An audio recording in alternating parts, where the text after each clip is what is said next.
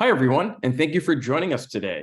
My name is Jeremy Ventura, and I'm proud to present this ThreatX webinar.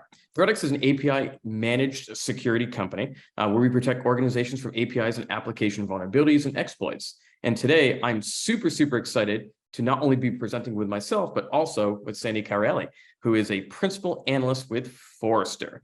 Hi, Sandy. How are you doing today? I'm doing great, Jeremy. Thanks so much for having me.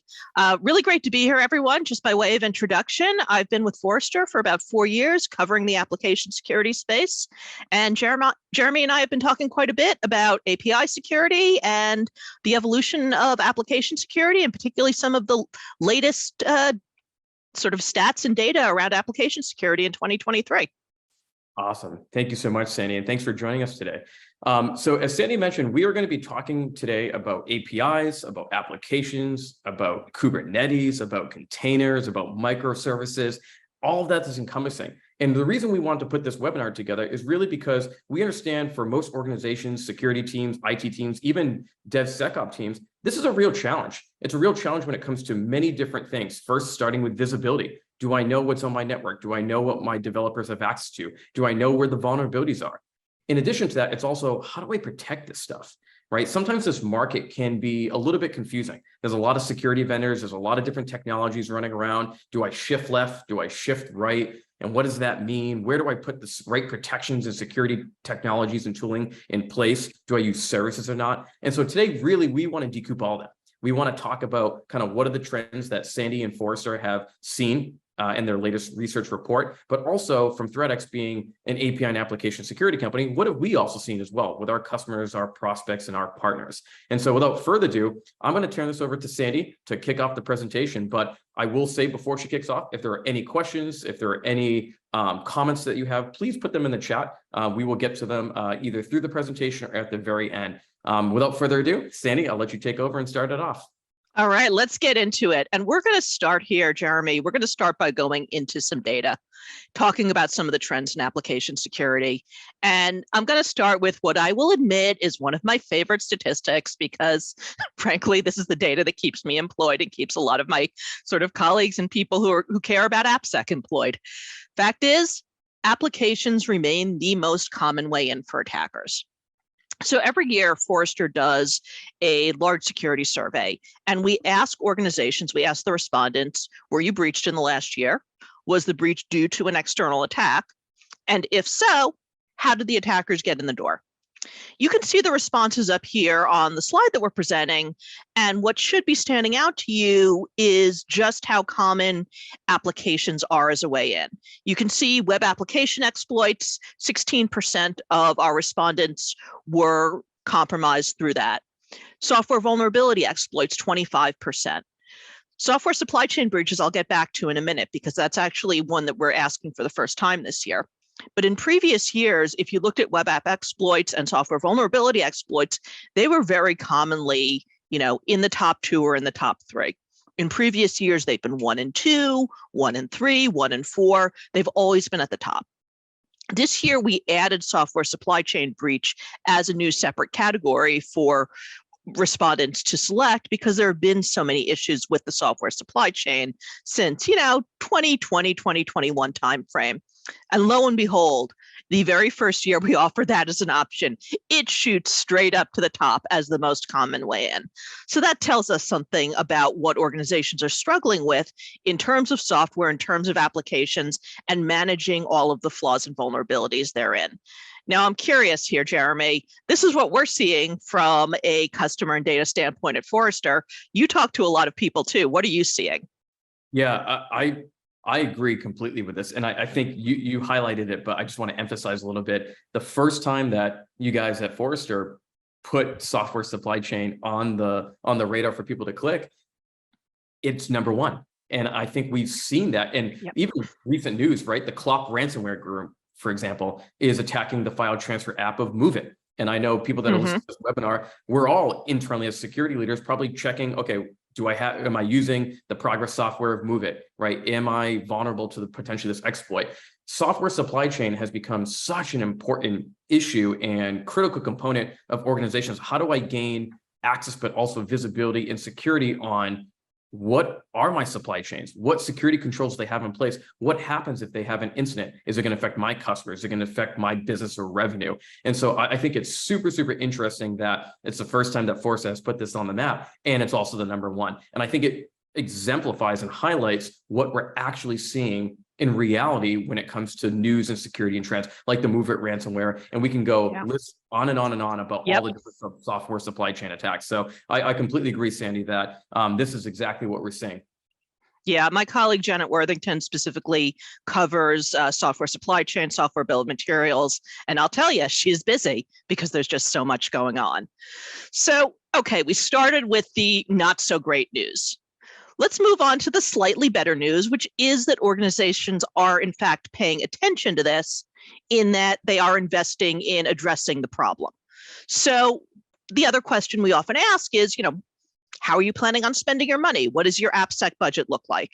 And overall, 63% of our security decision makers said that they expected their application security budget to increase the following year.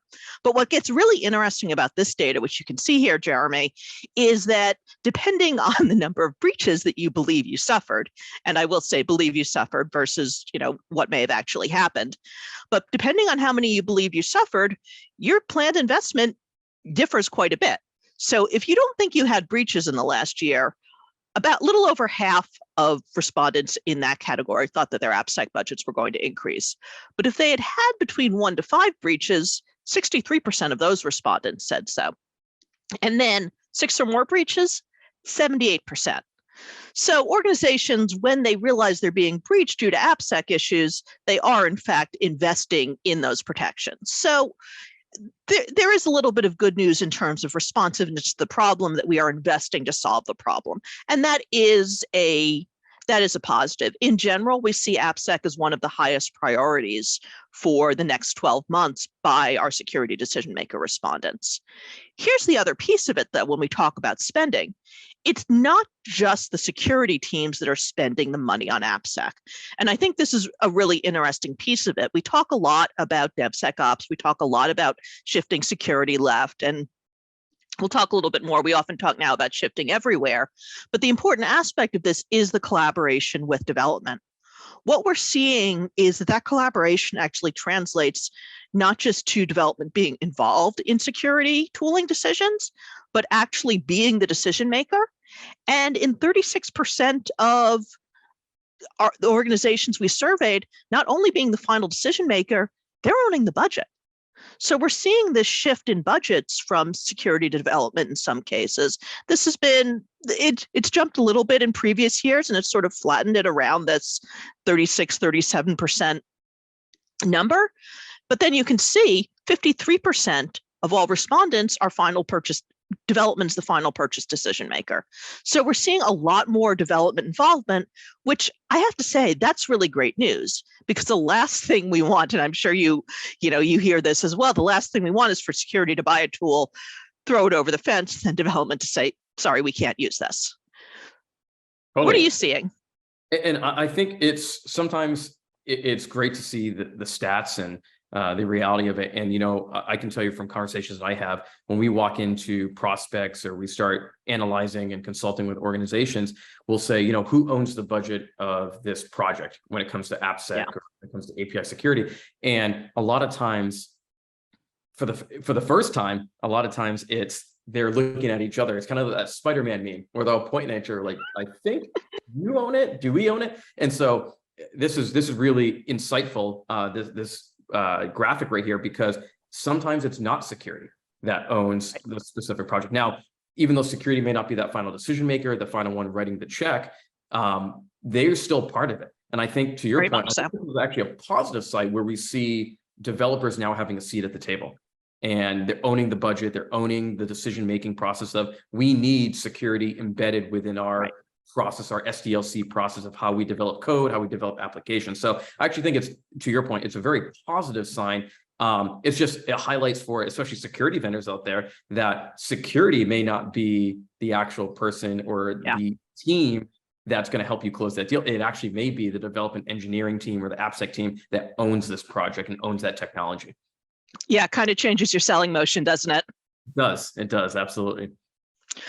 So this is in general about different application security tools. Let's drill down into some specific ones. And we're going to start with what I would sort of consider the tried and true original application security tool, which is the Web Application Firewall. And those have been around since the mid 2000s. So we're coming close to almost 20 years of WAF, which is kind of amazing to think about.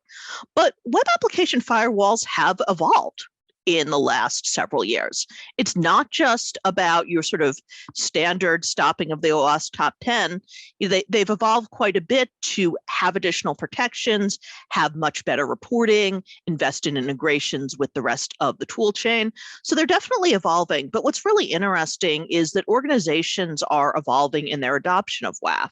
What we can see here, I surveyed end user customers of WAF vendors during my Web Application Firewall wave last year, and you can see there's pretty significant adoption of WAF where, at the current time, 44% were using it to protect over half of their customer-facing apps, and 37% were using it for all of their customer-facing apps. Then when you hit 12 months from now, the anticipation was that over a half would be protecting all of their customer-facing apps, 32% more than 50%, and really only a tiny number of respondents were protecting less than that. So web application firewalls, even though they've been around forever, they are becoming more and more utilized and ubiquitous, and organizations anticipate that they're going to deploy them more broadly. But I will say, it's not just about web application firewall. There are a lot of complementary tools that organizations are trying to adopt, either through the same vendor or through a different vendor, in order to address related use cases. And so we found when we talked to our WAF customers, 44% also had some sort of bot management tool adopted. 37% were using an API gateway or API management tool for the management of APIs and for the authentication aspect of APIs. Then another 32% were using other API security tools, maybe for discovery, maybe for detection, maybe for response. And 32% were using container security tools. So what we see is WAF as a baseline, but then bot management to protect against business logic attacks, the necessary API security tooling, because so many applications and products are built with APIs or API first now, and then container security to address emerging architectures. What are you seeing there, and what are some of the challenges you're seeing? Yeah, so I think the positive is we're seeing into your stats here is we're seeing the insightful measurements here of organizations deploying kind of this concept of defense in depth, right? They are going out and buying bot management solutions. They're buying container security solutions. They're buying gateways and WAFs and API security. The problem and the challenge with that, though, is a lot of times they're siloed technologies, siloed platforms that don't correlate the data together.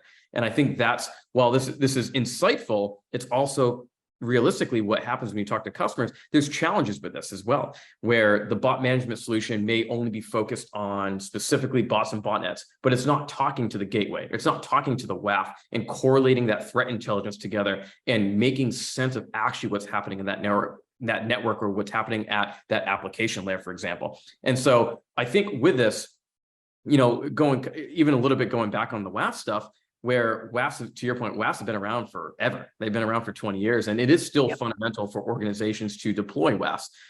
Traditionally, though, what we've seen is the WAF technology, the WAF space hasn't really evolved over time. And that's why you're seeing point solutions and security vendors come out with, okay, well, the WAF is missing. The WAF is really good at OWASP top 10, for example, but it's missing everything else. Things like multi-vector attacks. When you look at attackers' attack patterns today, they're not just singly attacking an organization to say, oh, we're just going to hit you with a botnet, right? They're doing a botnet to do reconnaissance, but at the same time, they might be doing some cross-site scripting with an API or an application. They might be trying to do a credential stuffing attack. They're probing that organization, but also coming from different angles. They're more sophisticated because they know WAF solutions are really good at one thing, right? And that's really looking at the traffic and looking at it from a signature base. And so I think while this is super insightful, organizations really need to think about, when it comes to point solutions, can I look for a security vendor? Can I look for technology that can help me correlate this data and combine some of this information to actually make sense of what's happening within my environment? What is the attacker actually looking at? So I think it's important, but I think organizations also need to really take a look at this market and figure out do I have vendor or vendors that can help me address multiple solutions within a platform? Yeah, the other thing I would add to that, Jeremy, is that use case is really important here, particularly in the bot space. I hear from security leaders that might be concerned about credential stuffing or web recon attacks. I hear about e-commerce and digital business leads that might be really nervous about inventory hoarding. Marketing leads that might be concerned about ad fraud. So there are all sort of different impacts and results of these attacks that different stakeholders need to be aware of and have concern about, and be talking to their different vendors and providers as well. So let's talk a little bit more about APIs. You've raised it a couple of times. I've talked about it a little bit. And I think one of the things to be aware of is just how ubiquitous they are these days. So you see some numbers up here that 31% of developers that we surveyed said their firms have public APIs.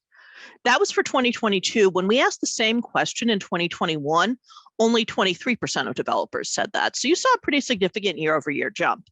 And you saw something similar in the B2B API realm. 35% of our respondents in 2022 said that their organizations had B2B APIs, but then you had 22% who said that the year before. So there really is this indication that API usage is becoming much more prevalent, much more ubiquitous. Organizations are building applications API first. And with that explosion of APIs, now the question of how to protect them comes into place. And, that's a lot of, when we've talked about it, I know you've seen this sort of explosion of growth in APIs as well, right, Jeremy? Absolutely. And I think it's an interesting fact here that 31% of developers say their firms have public APIs. And sometimes I think the challenge there is that's what they know. Right? You don't know what you don't know. And I think that's the opposite effect, where I bet you when you look at the APIs, typically when ThreatX, we do consulting engagements with organizations and proof of concept environments, we'll typically find sometimes 6 to 10x from the number of APIs the firm says they have versus what actually they have. And that's public APIs or external, that's internal APIs. That's the concept of rogue and zombie APIs that think of like shadow IT, but shadow APIs where I didn't even know that existed, or I thought that was decommissioned years ago. And no, it's still out there and making API calls, even if it's once per month or once per year. So super insightful. But I also think that public APIs there's a caveat there where I wonder how many APIs would organizations actually say they had versus what reality is within their environment.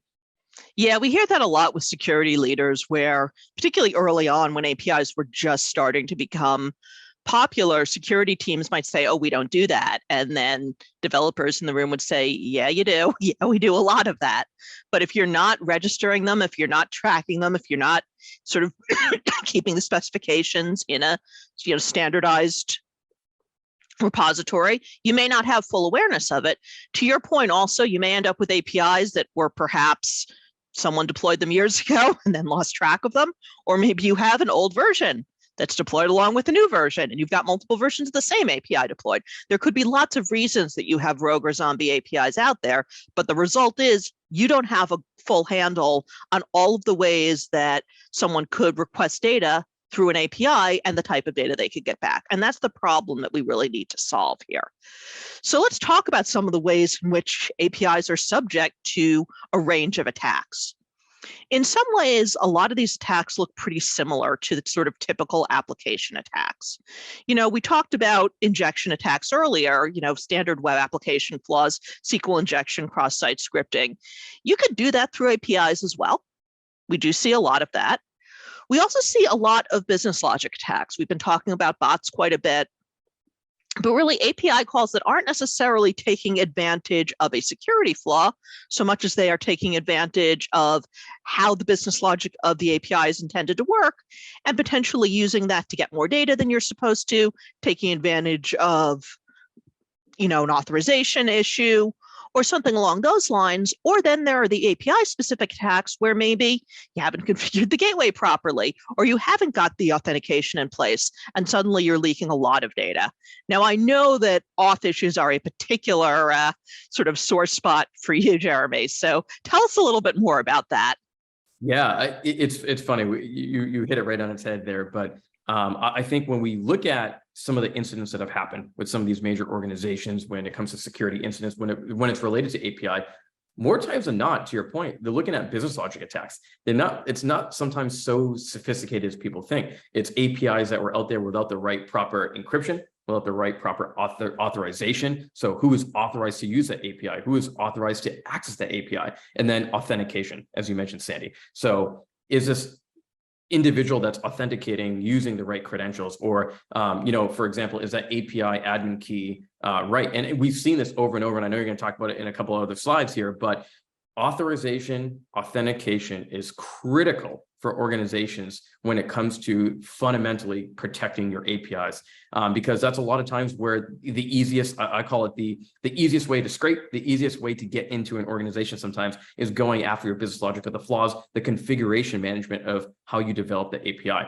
And we always say a lot of times when it comes to API incidents and securities, that it's not just looking at it from one single lens, it's also looking at it from multiple different lenses. And I think having the right tooling, the right technology in there, but also looking at things that go beyond, we mentioned this kind of earlier, but going beyond that OWASP top 10 can really help organizations. We highlight all the time, it's not just discovering your APIs, it's also about cataloging it, documenting, Yes. right? The schema management component of, is the API intended to do actually what it's doing? Right? Did I create it based upon the right fundamentals? Is it working in a normal behavior versus what's abnormal as well? My colleague David Mutter has written a lot about API governance, and I think that's really relevant to what you're talking about the need for security and development to collaborate, to have a structure for how they think about and plan APIs, to have a taxonomy so that they're identifying which APIs are for external use, for internal use, for partner use, which ones are dealing in sensitive data, which ones are dealing in PII, which ones are dealing in more sort of generic publicly available data, and make sure that you're applying the right rules and the right protections to all of them, but that you have that view of the purpose of the APIs that you're using and building in your organization. I think that's absolutely a great point. And unfortunately, what we found over and over again is that organizations are finding a lot of API bugs in their environments. We've got a number of pretty high profile, I would say, API security flaws. I think Optus is one of the ones that a lot of organizations heard about last year. It was one of the largest breaches of 2022. It was one that we even talked about in our lessons learned from top breaches report at the beginning of this year. So this is a standard, they say, unauthenticated API endpoint that anyone could make a request of and get customer personal data. And that's what attackers did. They used the API to request customer data. They were able to access customer data that they shouldn't have had access to. And then, frankly, they were attempting to ransom Optus and their customers in order to not publish that data. And so you ended up with this huge amount of customer data leakage. And that's something that happens pretty commonly if you're not protecting the API, if you don't have the right authentication authorization. By the way, something pretty similar happened with the T-Mobile example that we have up here. Unauthenticated API endpoint. We hear that term a lot. It's sort of become, one of the common stated causes for API-related breaches.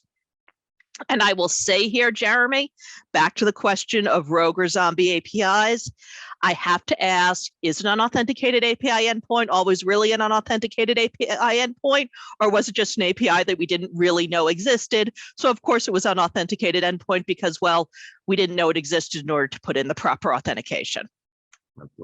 Absolutely. And just to highlight that, even this past 2 weeks here, we saw the United States Patent and Trademark Office disclose that 3 years, from 2020 to 2023, they potentially lost over 60,000 addresses from individuals or businesses that were attempting to get a patent or a trademark with the United States government. And it was all through an API. And I guarantee there's more information to come, but I almost can make a good assumption it was probably very similar to what we see, either some issue with authorization or authentication, or to your point, Sandy, maybe they didn't even know that API existed for 3 years. 3 years, an attacker was able to access that, and they were able to attack data. And I think that's really important, just highlighting the use of APIs. APIs are really designed there for communications or for systems to communicate to each other, right? They are designed to send business information or business logic or even sometimes sensitive information. For an attacker to go after the API, however they do that, you're accessing potential really critical information to a business. In the case of the USPTO, Patent and Trademark Office, it was just addresses. So somebody can make the claim, oh, you can just Google my name and find my address anyway. Sure, but it still highlights the importance of even the United States government, right? An entity of the government. We're having API issues everywhere, right? They're not documented. There's no visibility. We don't know what's on the network. We don't know what it's doing. Is it sending? Who owns it? That's another big thing. And as soon as an attacker can overtake that or manipulate that, well, then you're in the news. And so I think we're seeing this trend over and over and over. And unfortunately, I think we're going to continue to even see more of an escalation with organizations coming up with API incidents. Well, more use of APIs, you're going to continue to see more incidents. And it's really interesting. You bring up the US government through USPTO. When I first started covering API security 4 years ago, and I looked into incidents that had happened then, US Postal Service. That's right. If you've ever used the tracking number system to go to the website and track your package, it turns out that there was not a lot of API protection around that, and people were able to get information on other customers' packages.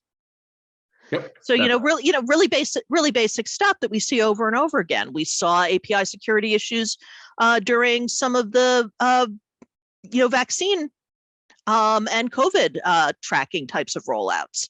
A lot of issues around that. So you're right. We do continue to see these types of issues over and over and over again. And it's why we're spending so much time and investing in a whole range of API security protections. This is not a single point in the life cycle. This is not a one ring to rule them all. There is a whole range of protections and mitigations you need to put in place in API security. So that's API security. But as we've talked about, there are a lot of other realms and other issues within application security. And we're going to talk for a minute about containerization. One of the things we see with containers, container security and Kubernetes security are really hard. Every time we move to a new architecture, we just talked about with APIs, but we see it with containers and Kubernetes and cloud as well. It introduces new ways to make mistakes, new misconfigurations, but sometimes we also forget some of the standard ways that we know are good hygiene security practices, and we forget that we still have to apply those in new environments. And what we see in containerization is that containers had a lot of the same issues as we had with virtual machines. We had security misconfigurations. How many containers do we see running as root these days? Hard-coded secrets, that's becoming a huge issue, not just in containers, but in code repositories and lots of places. Open source, this should all start sounding familiar. Third-party libraries, too much permission. All of these are issues that we even highlighted at the very beginning of our discussion, but we're also seeing it with containerization. And you're seeing this too, right? I am, and not just currently with ThreatX, but even in my past career. I used to work for a large security vendor that was in the vulnerability management space, and we had a product and a platform for specifically container security. And the conversations, even 4 or 5 years ago, are the same that we have in today.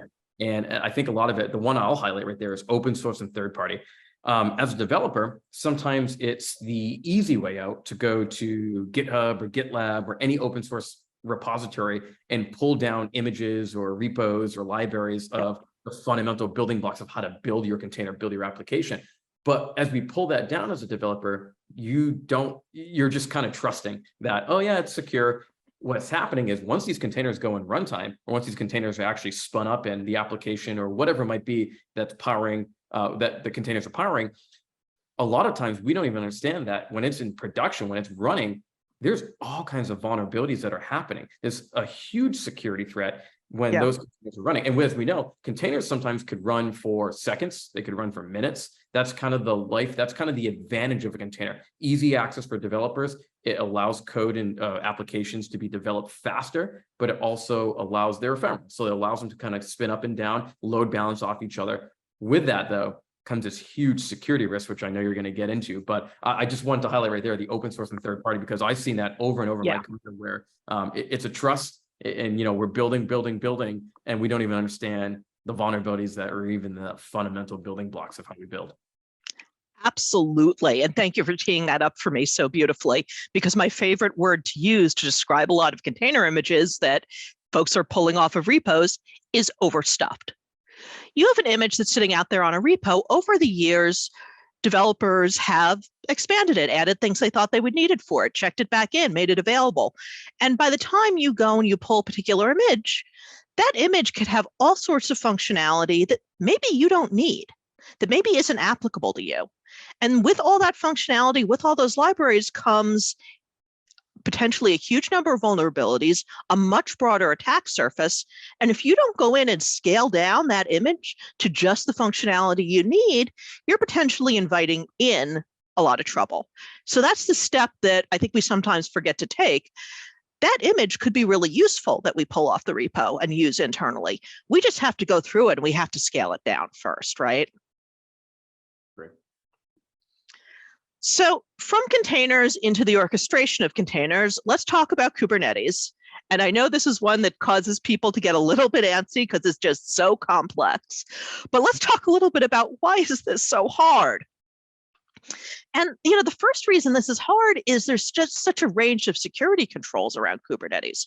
Kubernetes security isn't just around the controls of the Kubernetes platform, although certainly there's a lot of configuration, a lot of defaults to consider there. But you also need to be thinking about how you configure the containers themselves, going back to the images, vulnerabilities in the containers. You have to think about the network. You have to think about identity and how identity plays a role in terms of all of this. Zero trust comes into play, and then the actual security of the applications. So when we say Kubernetes security, we're not just talking about security of the Kubernetes environment. And I think that's something that's difficult for folks to get their head around.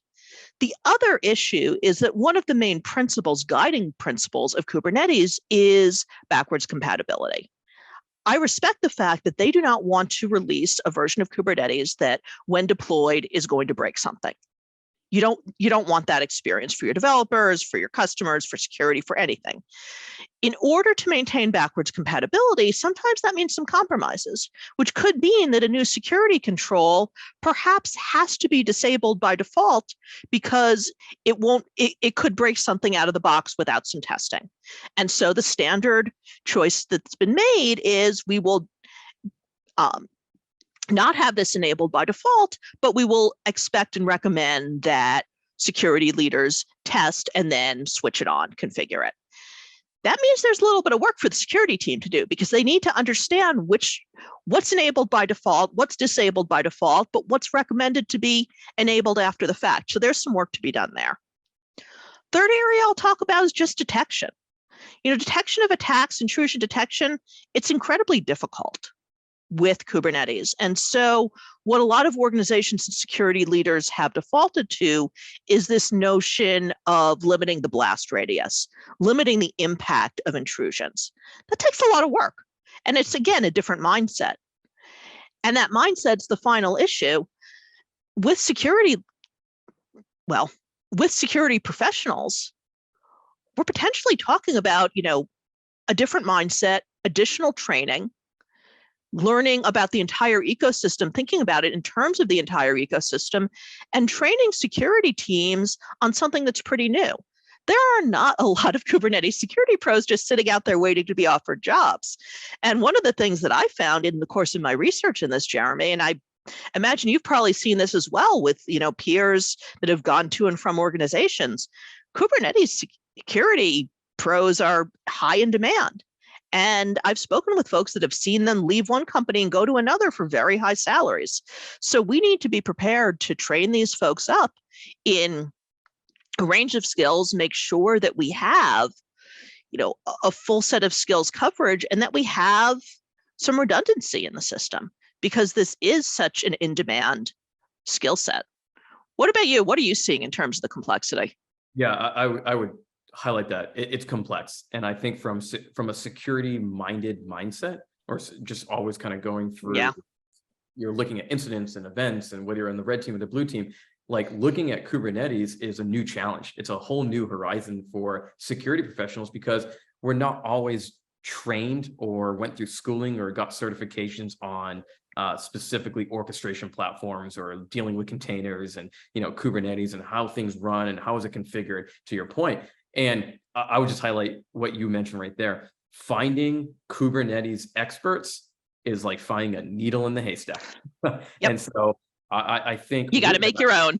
Exactly. And so I think two things. One, if you're looking to break into cybersecurity or you're looking to make a lot of money in cybersecurity, study Kubernetes. Number two is, I think realistically for organizations, we need to do more when it comes to our employees, our SOC team, our SOC analysts, our incident responders, when it comes to training and collaborating with DevSecOps, but DevOps in general, when it comes to understanding Kubernetes, right? There are open source things out there that you can do certifications, there is training out there, probably not enough, I'll be honest, probably not enough for security professionals to really understand and get familiar with it, but there is resources out there, right? We need more and more, but we also need to really grow our teams, evolve our teams, and start understanding beyond the realm of kind of what we protect day to day, because Kubernetes, as we know, there's a lot of different incidents that are coming out that we're seeing also in the news where Kubernetes incidents, or it comes back to a lot of still the fundamental stuff that we talked about: configuration, authorization, zero trust, as you mentioned before.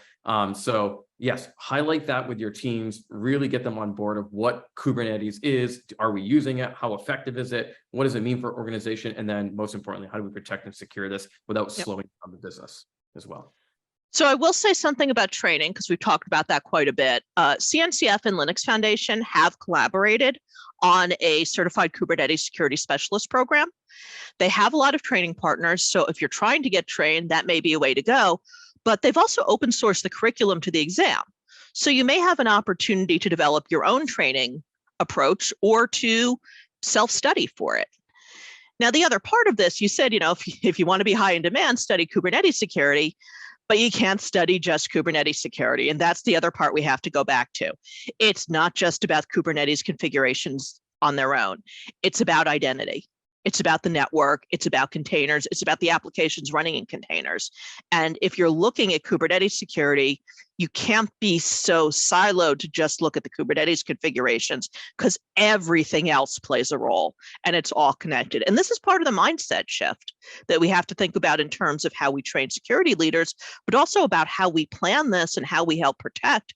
We have to look holistically about how all of these different things intersect and affect each other, because they're not separated in the way that maybe we're used to.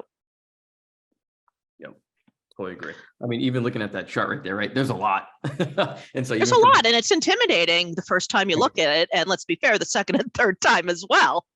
I totally agree. But I just want to highlight one thing. I do get asked a lot for people that are trying to break into the industry, or they're looking for what next certification they get or what training you can do. I totally agree with you. I think Kubernetes is awesome and great, but it's not the only one. And I want to highlight what you just said right there. I mean, just even looking at this chart, there's so much in here, right? This is an entire career sometimes with just one or two of those boxes. And so I think when looking again this field, when you're looking to break in, taking a look at this image right here and understanding that security, I'm just going to use the word security instead of cybersecurity. Security in general is very vast. There's a lot of different aspects of that. And so don't necessarily always pigeonhole yourself into, I just want to, hack or pen test. There's a lot of different, that's great too, but there's a lot of different avenues in how to get into this field and be successful as well. Thank you for saying that. That's a really important point. I don't think it gets said enough. I think the corollary to that is you and I have both walked around a lot of trade show floors, and we've seen the range of sort of sub-industries within security. So the other piece of that, along with, okay, there's more to do than being, say, pen tester or red teaming, is that security itself has so many sub-disciplines. You can go in multiple directions. You will probably cover multiple sub-disciplines in your career, but there's absolutely no way in the world that you will ever be an expert in all of them, and nobody expects you to be, and you should not expect yourself to be. Choose the ones that are of interest, choose the ones that come your way. You'll find some that really, hopefully, thrill you. And, in time, you'll pick those up. But anyone who tells you that you have to be, or that you're going to be an expert in every realm of cybersecurity, that's just not going to happen. Yep, totally agree. It's vast. It is. It's kept me gainfully employed for 20 years. I don't know about you. Yep, same with me. But the one other thing I'll just kind of highlight right before you move on here is I know a lot of people watching this are just starting out in their career, again, breaking into the career. I will say, be curious, even if you've been, to your point, even if you've been in the career for 20, 30 years, be curious, right? Things are changing faster than ever. You just saw on that slide, like you're always going to learn something new, and you have to be adapt to that as well. So that's the last kind of saying I'll say on that slide. And I appreciate the Ted Lasso callback, so thank you. All right, so let's talk about some other recommendations alongside that. One, we talked a little bit earlier about shift left, and I think I previewed the notion of shift everywhere. When we first introduced the shift left concept, frankly, it was because there was so much emphasis on the right. So much of security and protection was focused on post-deployment or in the last stages of testing. And so when we started to talk about shift left, about finding vulnerabilities and security flaws earlier in the life cycle, identifying things either earlier in development or even during design. And that's important and great, but it was never meant to be instead of the right. So we try to talk about it now in terms of really shifting everywhere. Make sure that while you are investing in those incredibly important left shifting elements, pre-release testing, threat modeling, design reviews, all of that, threat intelligence, also you're investing on the right, that you're doing a lot of the protections and deployment, like API security, like your web application firewalls and your bot management and your traffic analysis.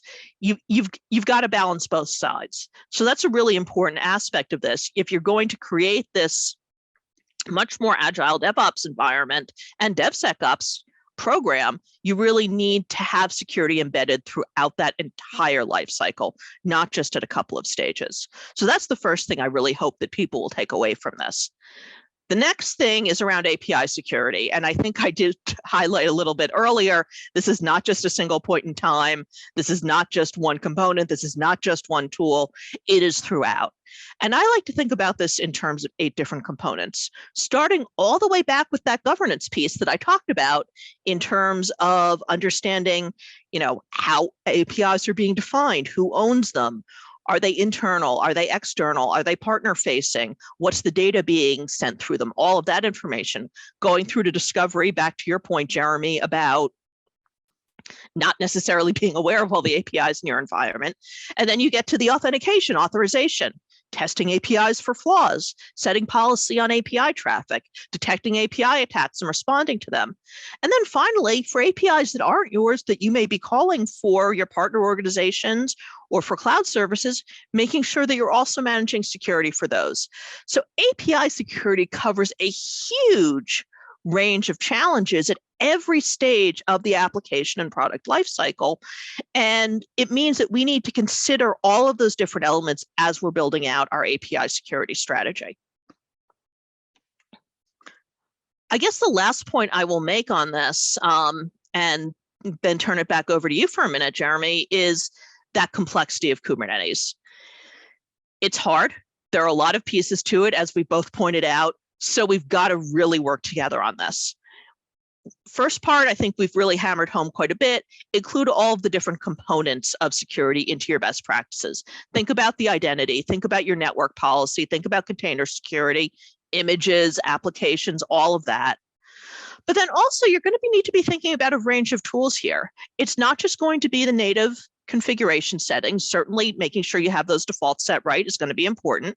There are also a ton of open source tools out there that have gained a lot of popularity that organizations are helping to use to protect their environments. Then there are commercial tools that they're deploying on top of that. And then there are even some additional mitigations outside any tooling in terms of the design, in terms of the configuration, in terms of namespaces that come into play to meet different security requirements with Kubernetes. Guardrails. I hear this a lot, not just with Kubernetes, also with containers, with low code, with APIs, with any new technology. Part of the role of security is to enable development. So one of the things security can do that's really effective is set the guardrails and then let development operate pretty openly within those guardrails. Gives dev and operations the flexibility to do what they need while knowing they have the safeties in place. And that's a really important practice that definitely applies for Kubernetes, but I think also applies a lot more broadly. Final point, back to training. Yes, it's an area we're going to have to invest in. It'll avoid the single points of failure in that expertise. And frankly, we want more people engaged in security. We want to create more security leaders, more security experts. So we should be embracing training overall. Jeremy, I'll turn it back to you for a minute. Yeah, no, I love those last 2 points because you said something right there that I want to highlight, where while we're talking about Kubernetes, API, application security in general, a lot of this stuff applies to security, cybersecurity in general, when it comes to setting guardrails, making sure you're collaborating. The one point that I'll highlight is I like to call this purple teaming, right? The collaboration aspect. We have red teaming, which is offensive. We have blue teaming, which is defensive. Then we have all these other colors and all these other teams for development, engineering, software build. And when it comes really down to protecting the organization, but also providing revenue, developing code, developing new applications, innovation, it's really around collaboration, or what we call in the industry as purple teaming, making sure that we're listening to each other, we're giving each other a seat at the table, we're listening and understanding, how does security play into this, but also security always can't be no, no, no, no, no, right? And I think that's where we see a lot of that in the industry, where security is like, and people don't trust security. Usually when you walk in an organization, whether you're in marketing or HR or whatever it might be, people go, oh, cybersecurity team, oh, they're sending my phishing emails, or they told me I can't do this or I can't do this, right? They're also the gatekeepers. And while, that's part of the role we need to play, right, to security business, we also need to also be communicative, but also collaborative in that sense, where we're open, we're understanding where the organization is going, what do we need to do to adjust for the times. So I think that is super, super important, the investment in training. And Cindy, I'll ask you actually the first question. So you say invest in training. For somebody starting out, somebody that's like, or even an organization that's starting out, what training resources when it comes to all this stuff, Kubernetes or API application security, do you recommend? Are there stuff out there that people can go and access? So I mentioned the Certified Kubernetes Security Specialist program already. That's one piece of it. But if you're really starting out, there are so many free resources out there. I would start even just by looking at what's out on OWASP, looking at some of that, looking at training through someone like SafeCode. There are a lot of really good resources out there on secure development, on securing containers, on API security. So take a look at what's freely available on some of those sites and then go from there. You don't have to pay a lot for this at the beginning. And I would honestly prefer that people that are new into the industry really take advantage of some of the free training available. You'll also find that a lot of what I would call security training providers have free and sample modules that you can play with and learn, either through security ranges or secure development training or things like that. You can gain a lot of knowledge and ability to play with and sort of test different scenarios through free tools. Try to start there. I'm not interested in taking anyone's money, as they're starting out. Yep. No, I totally agree. And we can provide definitely when this video comes on demand, some of the different links that you had mentioned right there, so people have access to the different resources. But I think now would be an awesome time to just switch over to the Q&A. Awesome. Here. I've got one question for you, Sandy, from the chat. So how practical or realistic actually is secure coding or coding hygiene? Is it actually effective against code reuse or OWASP Tot 10? And so I'll start there. How practical or realistic actually is secure coding? Depends on your approach. What you don't want to do is have a generic training course and send your developers in for a week and say, do this, don't do this, do this, don't do this, then have them go back to their regular job. Not much is going to take there. The best security training that I've seen is training on secure coding that's really embedded into the development life cycle. So for example, a lot of static application security testing products and even some software composition analysis products where as you're coding, if you introduce something that's problematic into the code base, when it scans, it will tell you, it will pop up the relevant training modules so that you can learn from it just in time. And then it's really showing you versus telling you what to do. And you're learning as you go. And I think we all know that learning as we go is much more effective. So I think that can really help in terms of not introducing a lot of those sort of OWASP top 10 types of issues, things like that. Code reuse. I think it's important as you're pulling code from different places to make sure that you are considering one, the security of it, but also potential copyright issues and all of that. A lot of software composition analysis tools these days look at code snippets to make sure that they're not being pulled from something that perhaps has a licensing agreement that could get you into trouble. The final point I'll make, because I think we're starting to hear a little bit about this from an AI standpoint, if you're using generative AI to generate new code, don't assume that that code is going to be secure. I was just talking about this morning with a colleague, and I have a couple of colleagues that have been emphasizing this point quite a bit. But in the same way that 20 years ago, I think we all assumed open source was secure because people are looking at it. Of course, no one was looking at it, but we assumed people were. I think sometimes there's an assumption that generated code is secure because it's been through some sort of process. We can't assume that.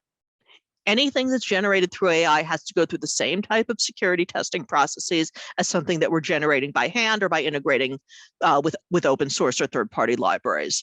So make sure that you're doing the same type of due diligence in your pipeline, regardless of how the code is created. Yep, I love that. I love that answer. And I know we could maybe on our next webinar we'll spend an hour just talking about AI.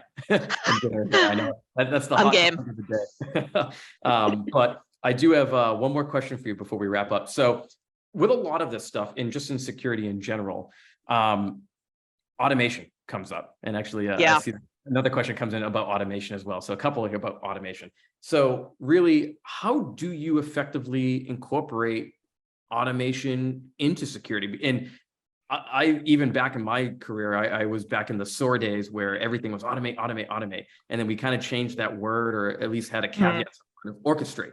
And we kind of tie that word a lot to Kubernetes, which we were talking about today. Yeah. But how effective is automation? And then how do you properly actually scope it and incorporate it into security practices? The most pickup I've seen in terms of automation is probably through some of the infrastructure as code use. When I did my web application firewall wave last year, it was amazing just how many end users said they were using Terraform to do their WAF configuration. That leads to a good amount of consistency. It certainly adds an ease of use, ease of deployment story to that. So we're seeing a lot of that.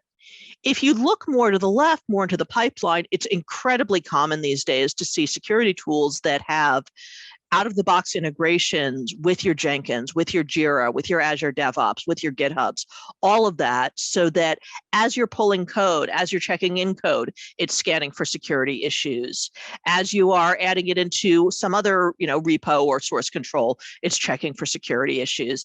As you're doing your build, it's checking for security issues and potentially blocking the build if there is something that's severe enough, or if you've perhaps reintroduced an issue, or an issue hasn't been remediated within a certain period of time.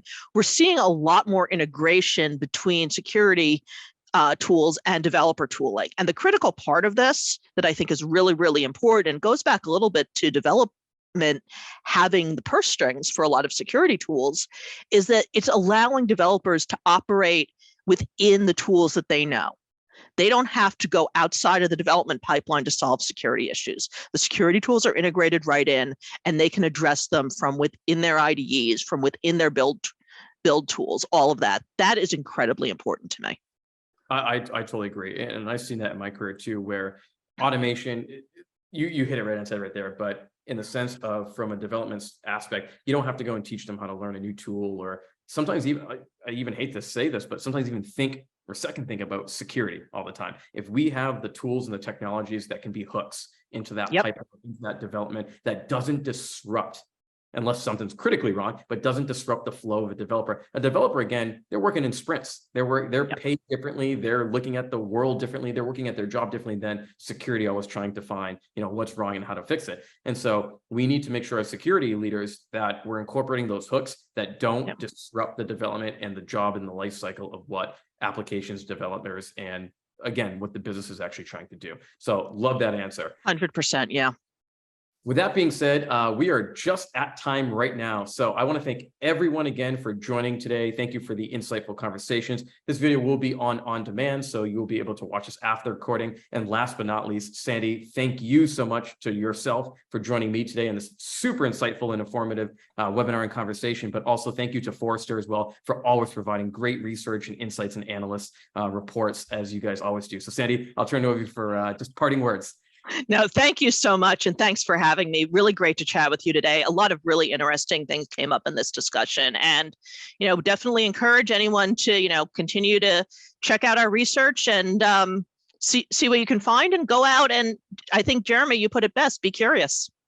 Absolutely. Absolutely. And if you're curious, you can always find more at Forrester's website. You can connect with Sandy and I as well. And also you can learn more at ThreatX.com, as what you see on the screen here. So again, thank you everyone for joining. Thank you, Sandy. Thank you, Forrester. And with that being said, everyone have a great rest of your week. Thank you.